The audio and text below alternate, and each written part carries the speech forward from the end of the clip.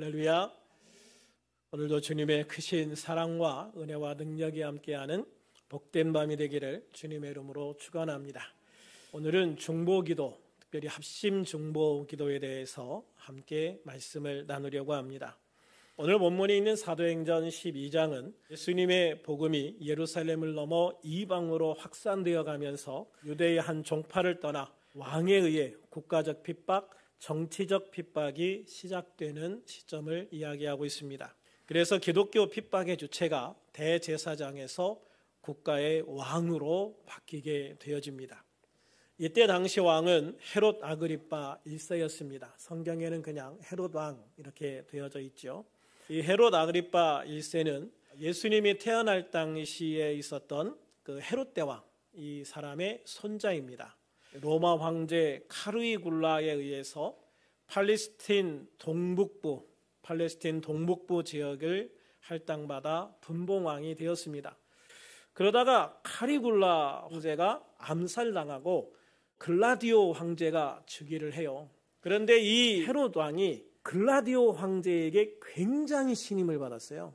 그래서 옛날에 그 헤롯 대왕 그 할아버지가 통치했던 거의 모든 지역을 다 통치할 수 있는 권한을 위임받거든요. 그러니까 이 팔레스틴 입장에서는 헤롯 대왕 이후에 가장 강력한 왕권이 탄생을 한 거예요. 헤롯 대왕 이후에는 3명이 이제 나눠서 다스렸잖아요. 그러다가 다시 할아버지 때와 마찬가지로 팔레스틴 옛날 이스라엘 지역을 거의 그냥 통일해가지고 혼자 다스리는 그런 강력한 왕이 되어진 거죠. 그런데 사도행전 12장에 보면 헤롯 대왕이나 그의 아들들과 손자 구분할 것 없이 그냥 헤롯이다 이렇게 불러요. 왜 그러냐면 헤롯 대왕과 그의 후손들이 일관되게 예수님을 대적하고 예수님을 믿는 성도들과 교회를 핍박했다라고 하는 것을 부각시키기 위한 것으로 보여져요. 그러니까 헤롯이라는 성을 가진 왕들은 그가 누구가 됐든 계속적으로 예수님을 핍박하고 교회를 핍박하고 성도를 핍박하는 적그리스도와 같은 가문이다라고 하는 거죠. 그래서 특별히 헤롯 가문의 왕들의 이름을 구분하지 않는 거예요. 그냥 헤롯이라는 성을 가진 이 왕들 이런 식으로 표현하는 거죠. 어찌되었든 사도행전 12장은 안디옥 교회를 중심으로 한 이방인의 교회가 급성장하는 가운데 기독교의 중심인 예루살렘에서의 핍박이 대제사장이 아닌 왕에 의해 시작되었다는 것을 보여주고 있어요. 그러므로 인해서 이 기독교의 중심이 예루살렘에서 점차 이제 이방으로 옮겨갈 것이다라는 것을 암시해주고 있거든요. 그래서 이 사건이 이제 다 일단락된 다음에 딱 넘어가는 게 이제 사도 바울에 의해서 안디옥 교회를 중심으로 한 선교로 딱 넘어가 버리는 거예요. 그러니까 이 기독교의 중심이라고 하는 상징성은 가지고 있지만 실제적인 기독교의 중심은 이제 예루살렘이 아닌 안디옥을 비롯한 이방 지역으로 넘어가게 되어진다라고 하는 것이죠. 그래서 비중이 이제는 유대인 중심에서 이방인이 절대 다수를 차지하고 점차 이방인이 중심이 되는 그런 기독교, 그런 교회로 넘어가는 그런 전환점을 여기에서 보여주고 있는 거예요. 사도행전 12장은 헤롯 왕이 사도 야고보를 칼로 죽인 사건으로부터 시작을 합니다. 본문 1절부터 3절까지를 같이 한번 읽어볼까요? 시작.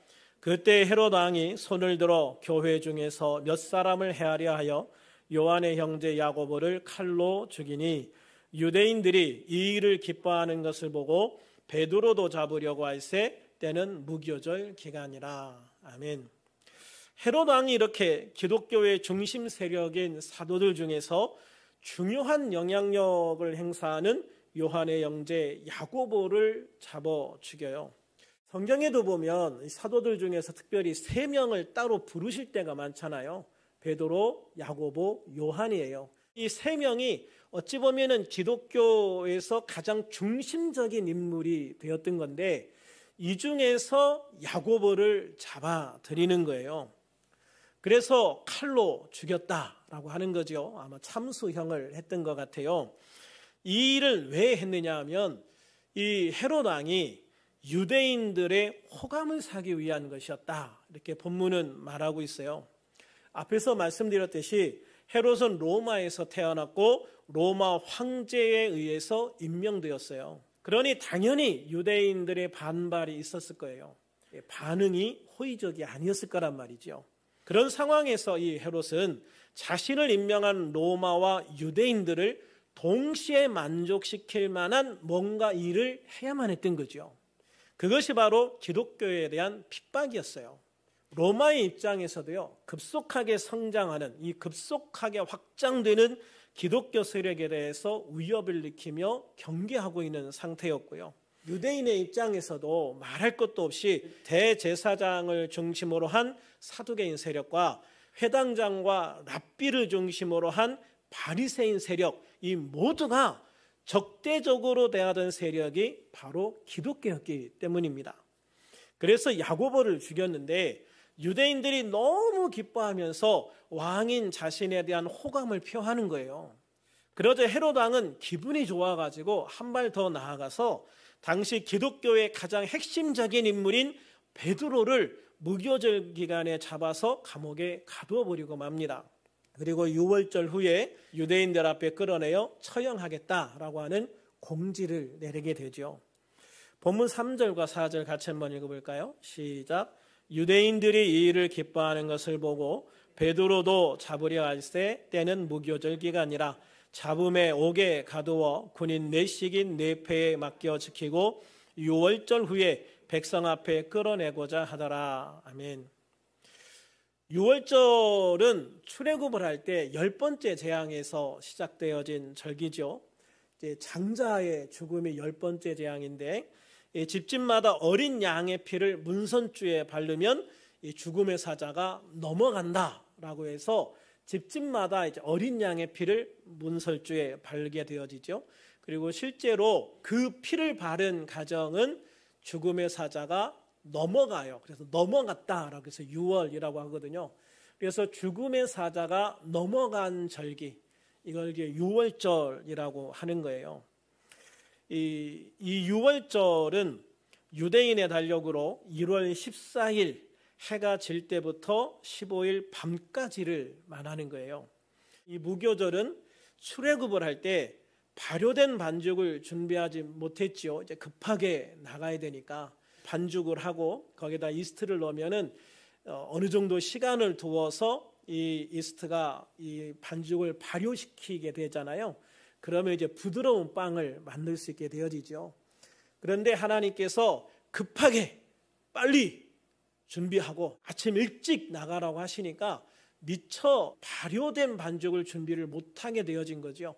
그래서 발효가 되지 않은 반죽으로 만든 빵, 이게 이제 누룩이 없는 빵이라고 해서 무교라고 하는 거예요.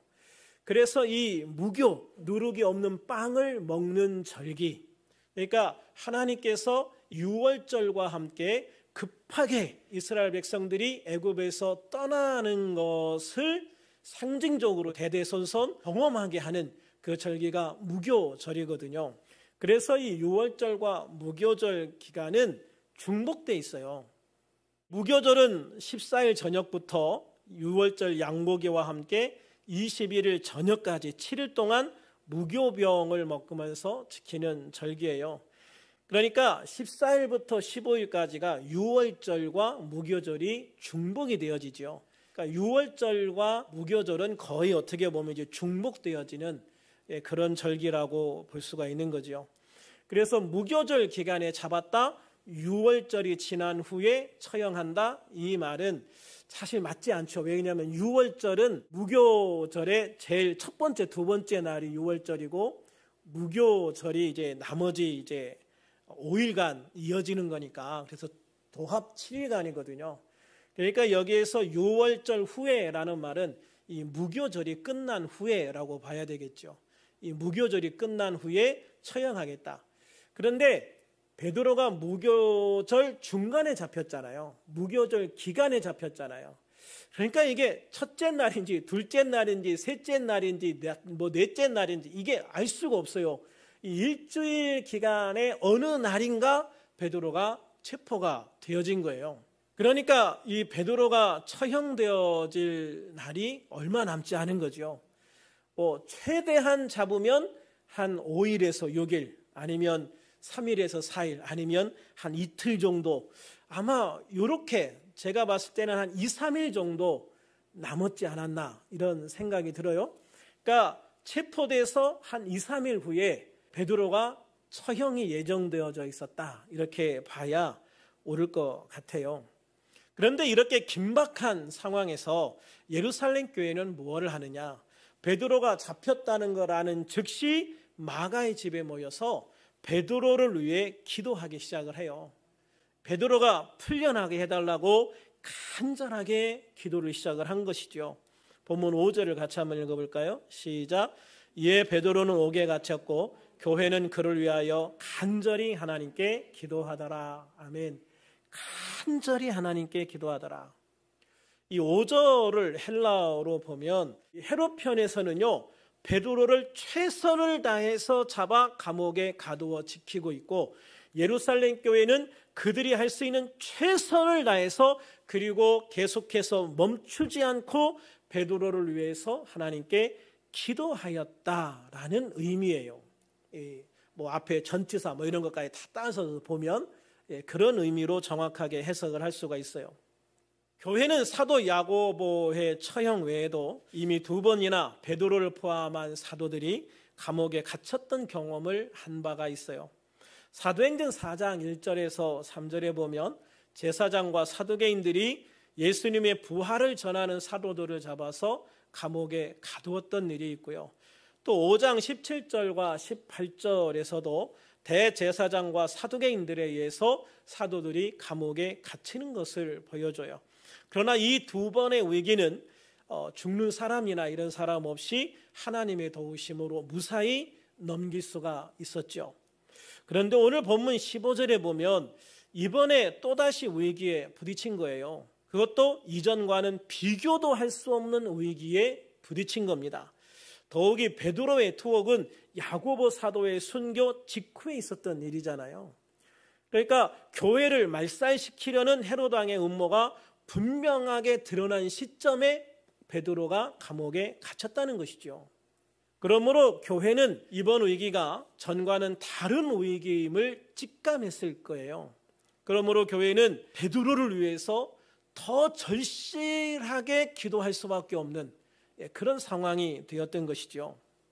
실제적으로 정치적인 이런 탄압에 교회가 할 수 있는 유일한 대처는요, 하나님께 간절히 기도하는 것 하나밖에 없었어요.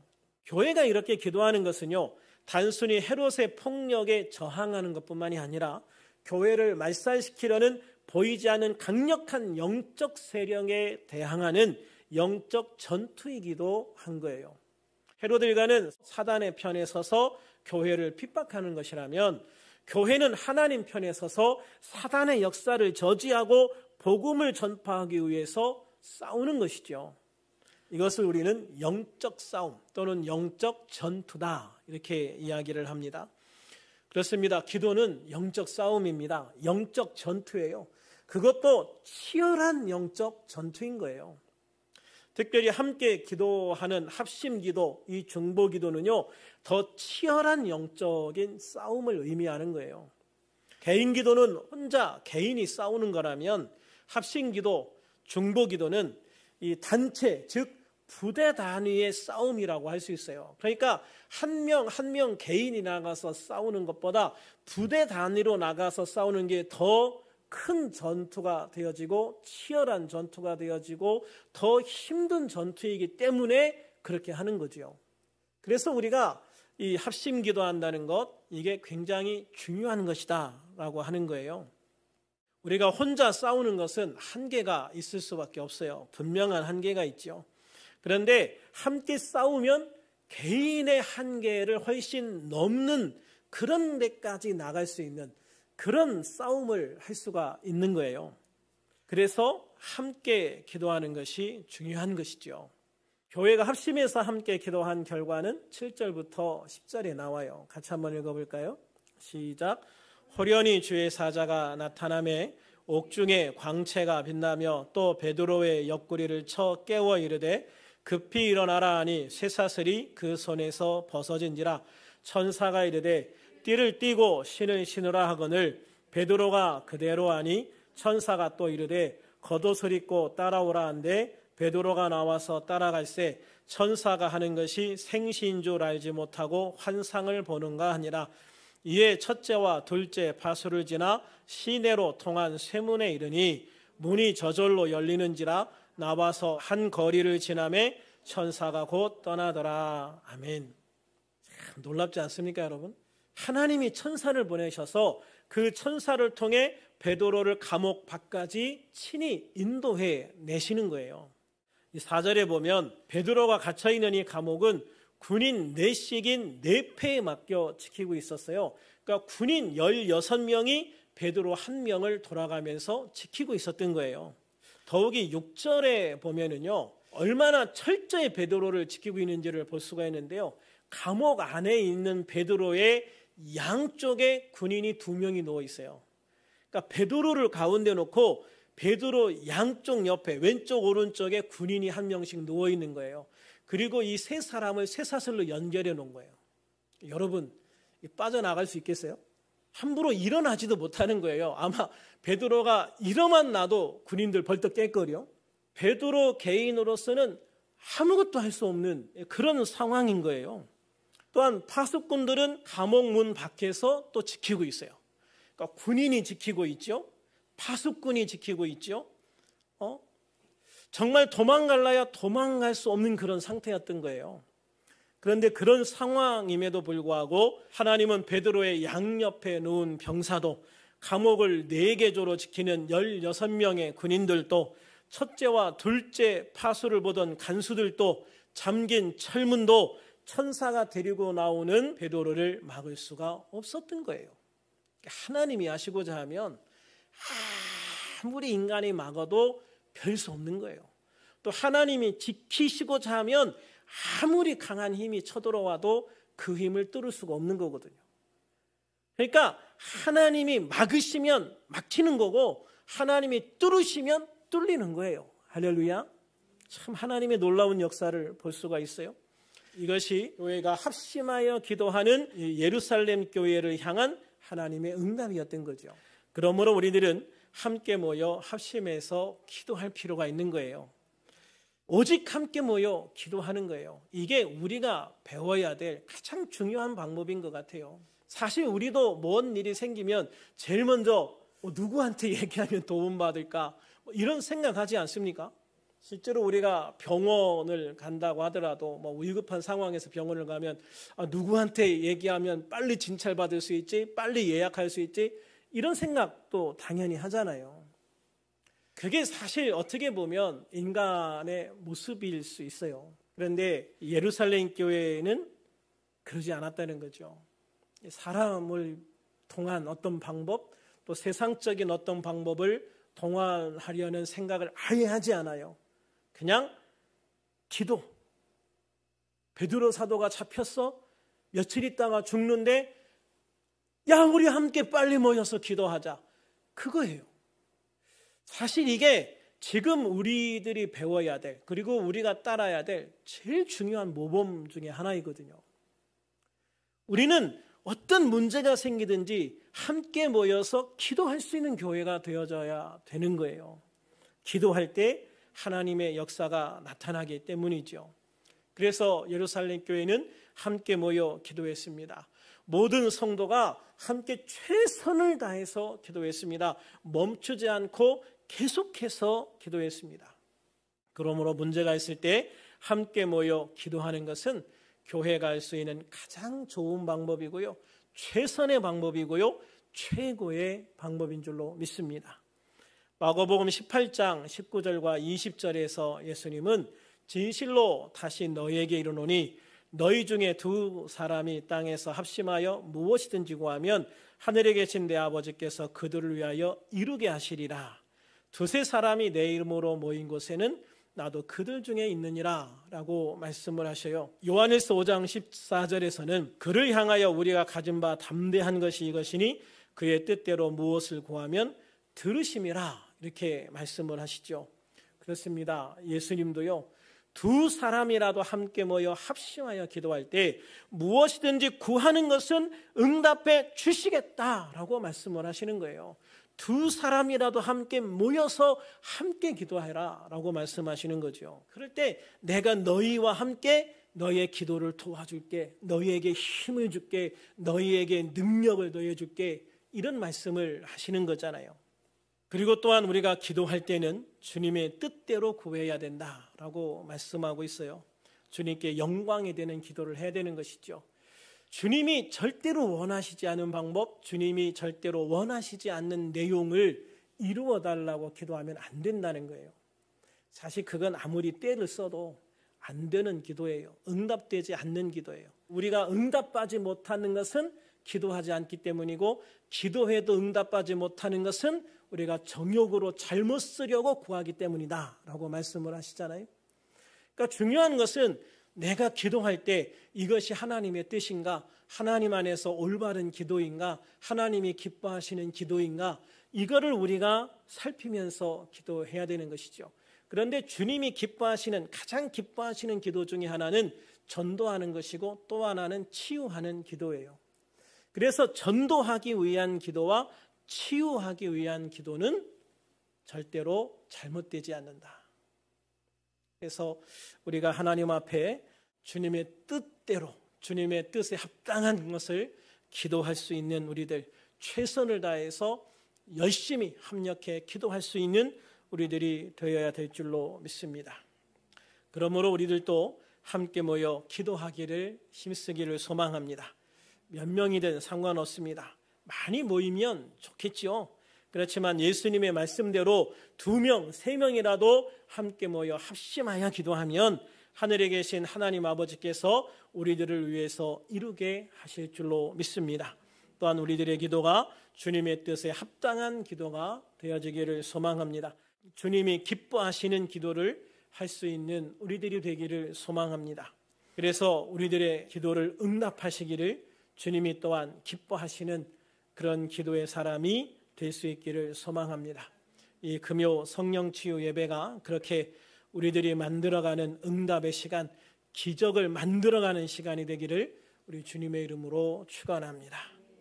이 말씀을 생각하면서 우리 주님 3번 부르고 통성으로 간절히 기도합니다. 주여 주여 주여. 할렐루야. 아버지 하나님